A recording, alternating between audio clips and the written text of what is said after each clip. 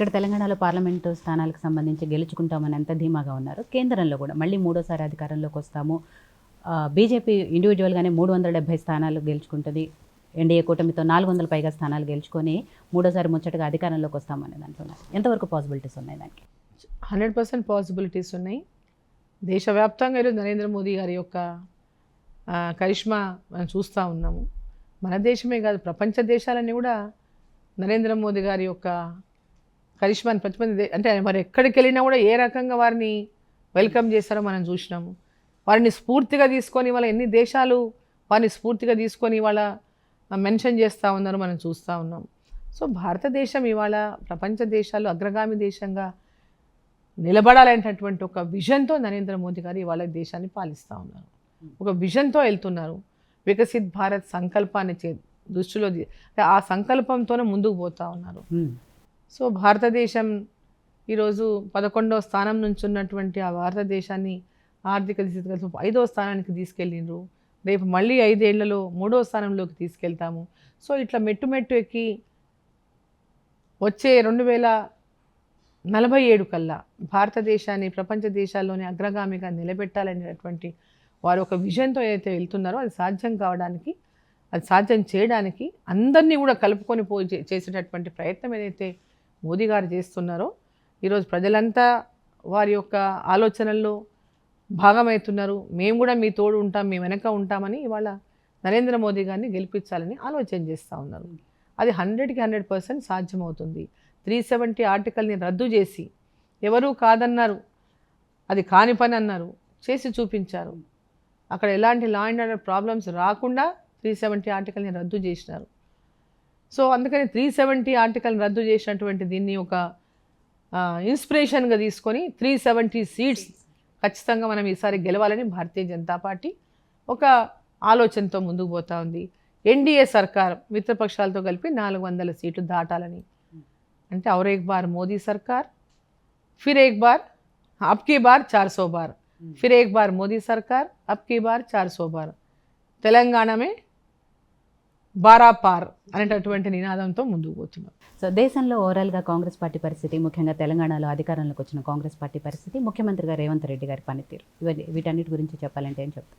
ఇంకా ఏం చెప్పేటటువంటి పనితీరు ఏమి లేదు అక్కడ. వాళ్ళు ఇంకా ఈ రాష్ట్రం అప్పుల కూపంలో ఉన్నదని దాన్ని ఏ విధంగా అదే రోజు అంటే ఈ రాష్ట్రం అప్పుల కూపంలో ఉందనే సంగతి మనకు ముందే తెలుసు.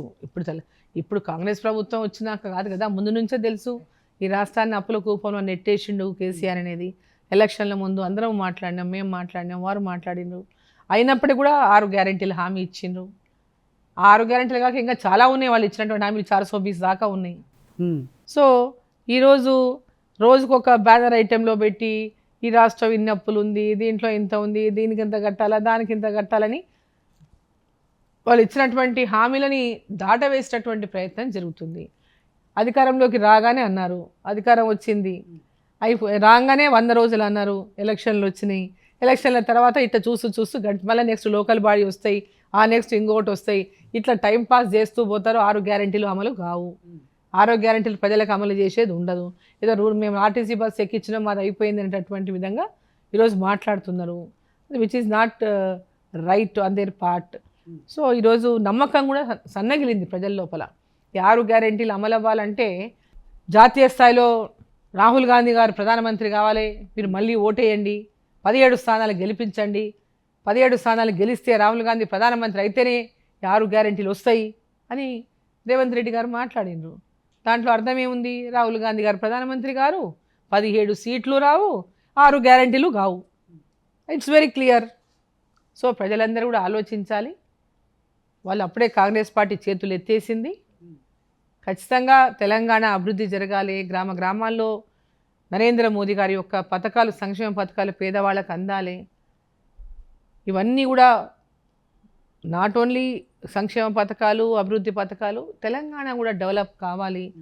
నిరుద్యోగులు కానీ, స్కిల్ డెవలప్మెంట్ ట్రైనింగ్లు కానీ, పరిశ్రమలు కానీ, ఇవన్నిట్లో కూడా మనం ముందడుగు వేయాలంటే పెద్ద ఎత్తున పార్లమెంట్ స్థానాలు గెలవాలి.